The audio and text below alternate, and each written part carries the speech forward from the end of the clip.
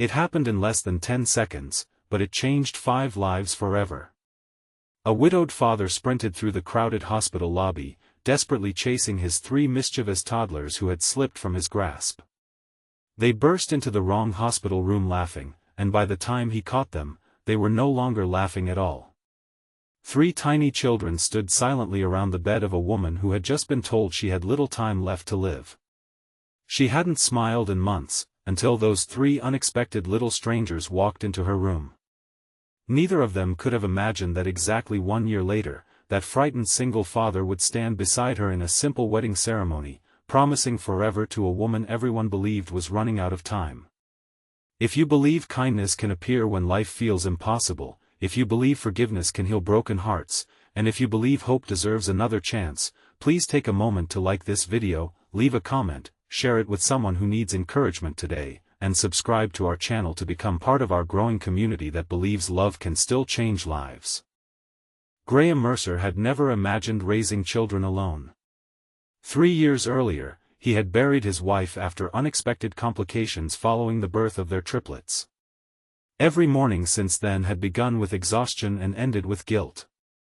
He constantly questioned whether he was enough for his children.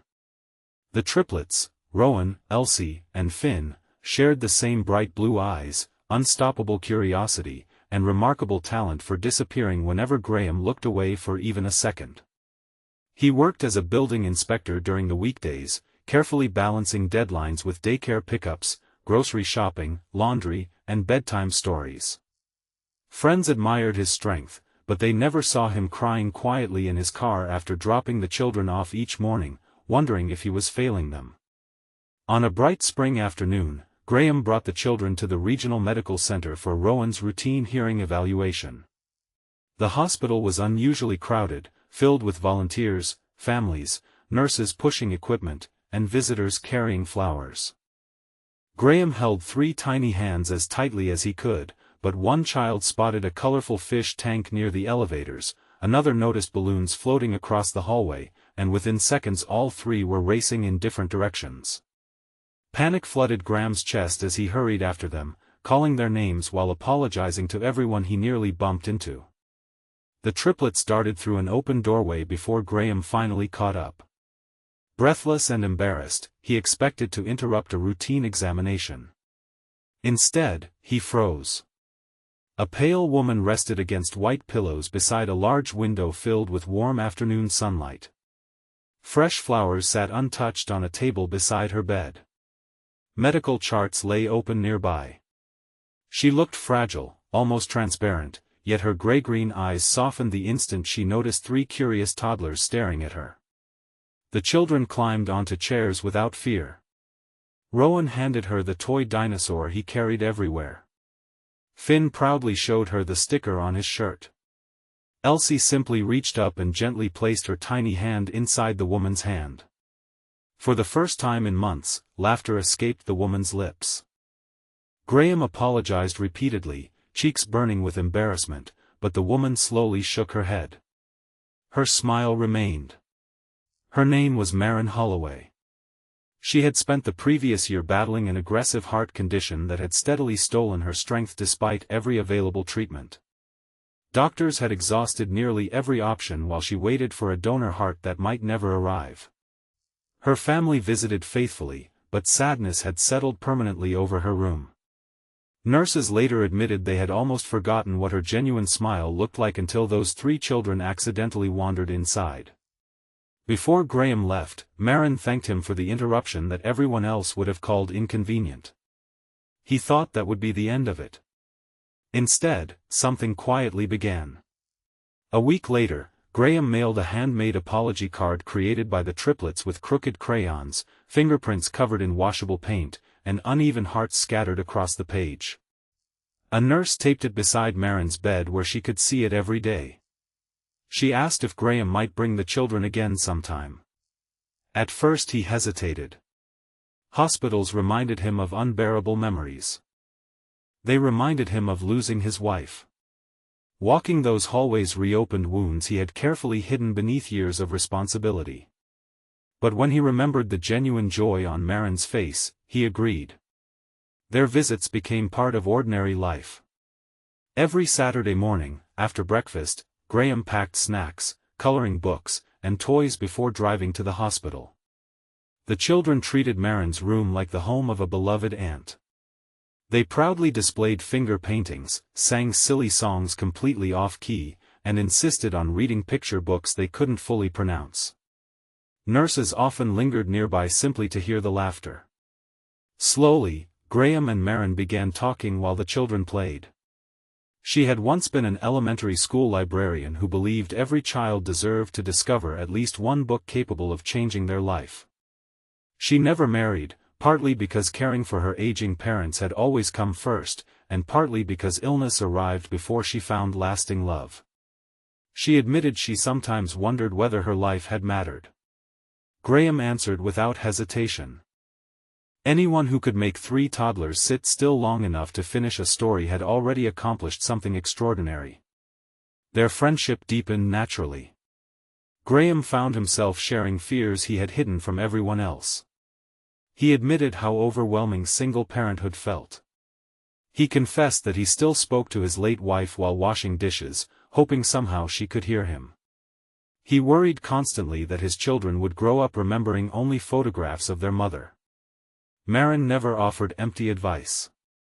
She simply listened. Sometimes being heard became the greatest comfort of all. Meanwhile, the triplets transformed her room into the happiest place on the hospital floor. Nurses decorated bulletin boards with their artwork. Doctors adjusted appointment schedules whenever possible so they could witness the children's weekly visits. Patients passing through the hallway smiled simply hearing laughter drifting from behind Marin's door.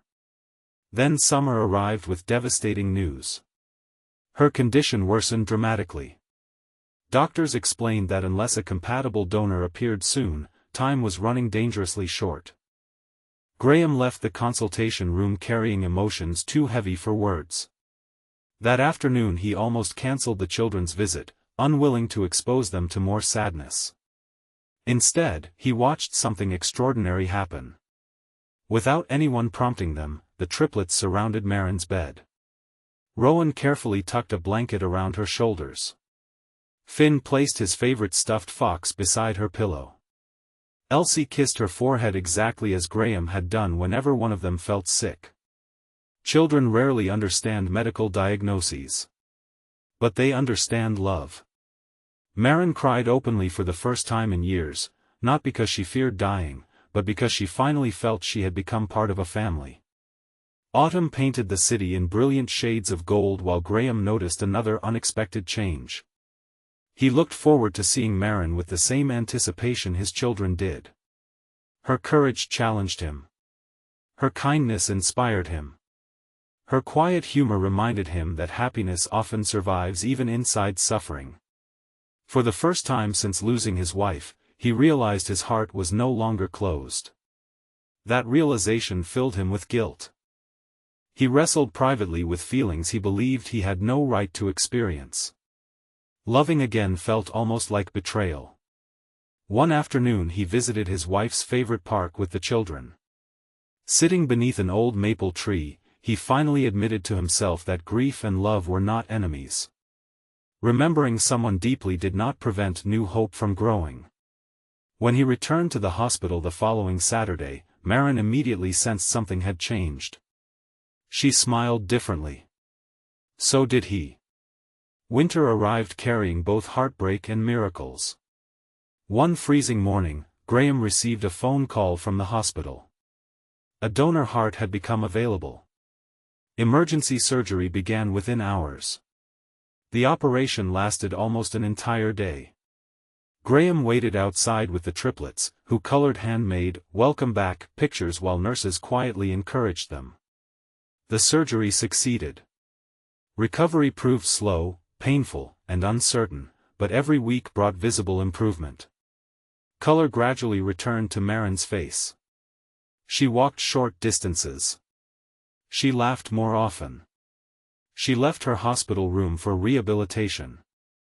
Eventually she walked outside beneath warm afternoon sunshine for the first time in over a year. The triplets celebrated as though she had won an Olympic medal. Spring returned exactly 1 year after 3 little children accidentally wandered into the wrong hospital room.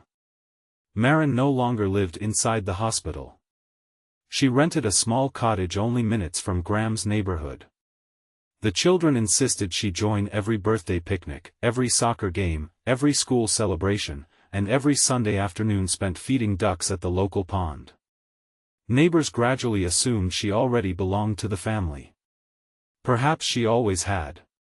One bright afternoon Graham packed sandwiches and drove everyone to the botanical gardens where flowers stretched endlessly beneath clear blue skies.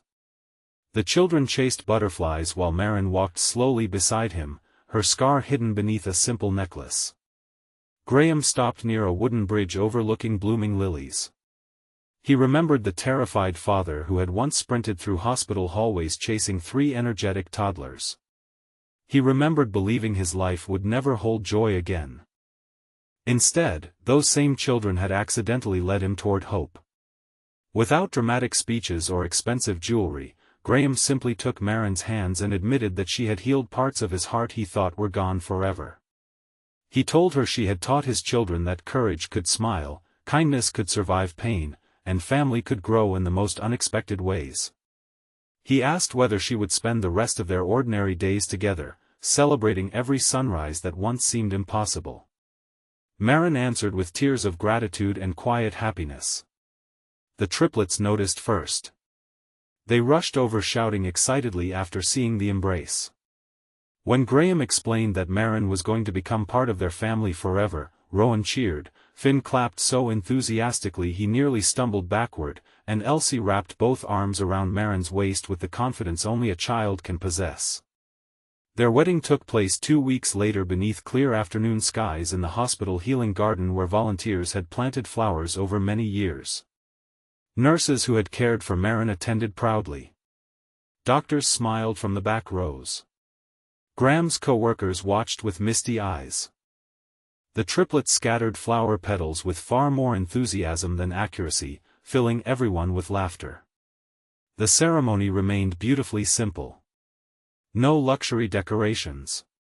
No grand ballroom. Only grateful hearts gathered beneath sunshine. The woman once believed she would die alone. The man once believed his happiest days were behind him. 3 curious children accidentally changed both destinies. Before we reach the end of this journey, we'd love to hear from you. Please leave a meaningful comment telling us whether you believe unexpected moments can completely change a person's life, or share a time when hope found you when you least expected it. As the years passed, family photographs slowly filled the walls of Graham and Maren's home. Hospital memories were replaced by school concerts, weekend camping trips, birthday cakes, library visits, scraped knees, graduation ceremonies, and ordinary afternoons filled with laughter. Maren never tried to replace the children's late mother.